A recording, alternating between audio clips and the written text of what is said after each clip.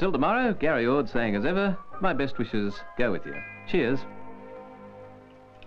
I'm speaking on behalf of the Bureau of Meteorology through the courtesy of this station. A cyclone warning has been issued for this area. This short program is designed to help you know what a cyclone is and what to do when it strikes. It's important to have it quite clearly in mind what a cyclone is. A cyclone is a system of hurricane-force winds travelling in a clockwise direction around a centre or eye of almost complete calm. The winds can reach a speed of 120 miles an hour, and with them torrential rains. Sometimes, and I repeat, sometimes, a cyclone brings with it what's called a storm surge, a tidal increase. It would flood low-lying areas near the coast and lowlands near rivers. If you do live in a district which could be flooded, plan your best route of escape if the worst should happen. Now, a cyclone in some senses is unpredictable. The Weather Bureau has broadcast a warning, but it can't accurately forecast what the cyclone is going to do. There is nothing to stop a cyclone going straight past you like this, and then turn around and come back over its old tracks again. In other words, don't trust the cyclone. While it's anywhere in your area, stay on guard. What I'm now going to tell you only really applies if you're right in the main path of the cyclone. You'll know that from the forecasts and the special broadcasts being made. If you are, this is what will happen. Remember that a cyclone travels in a clockwise direction. The winds will hit from one direction, then the eye will pass over you, there'll be a lull of maybe 5 hours, then it will hit again, just as hard, but the winds will be from the opposite direction. Keep a window open on the side opposite to the storm. When the storm has passed, close it and open one on the other side. This applies to those of you not in a direct line with the eye of the cyclone, in case it turns back on you. But it especially applies to those of you who are in a direct line. Any loose objects lying around outside can become lethal weapons in a hurricane. Get them all under cover, indoors with you if necessary. Make sure fencing and paling or galvanized walls are nailed tight. Caught up in the wind, this could become a guillotine.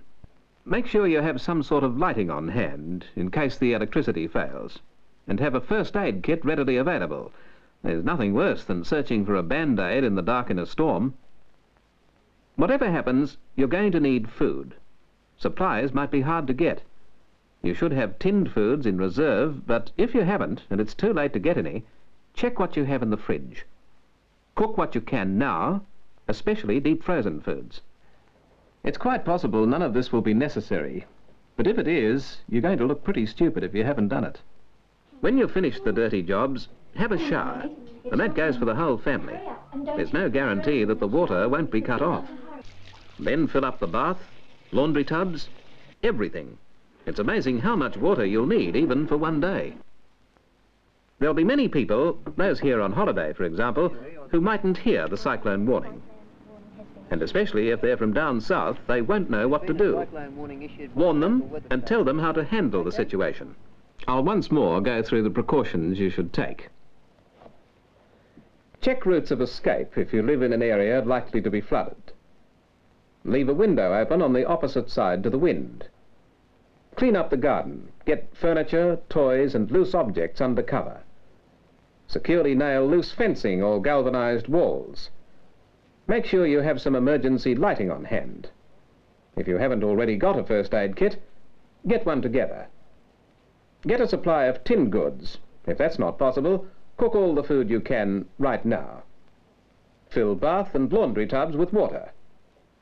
Tell other people, especially tourists in hotels and caravan parks, that a cyclone is coming. And tell them what to do.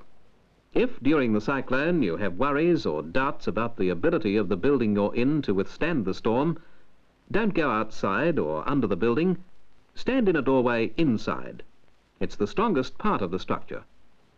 And lastly, stay tuned to this station or any radio station for further weather forecasts. There's no need to worry unduly, as long as you're prepared.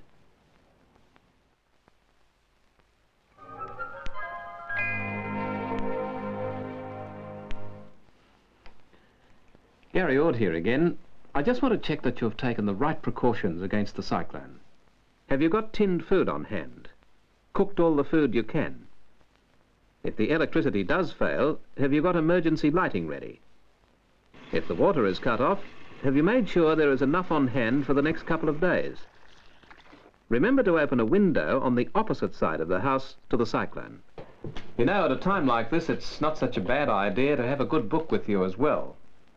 Keep listening to those weather reports, won't you?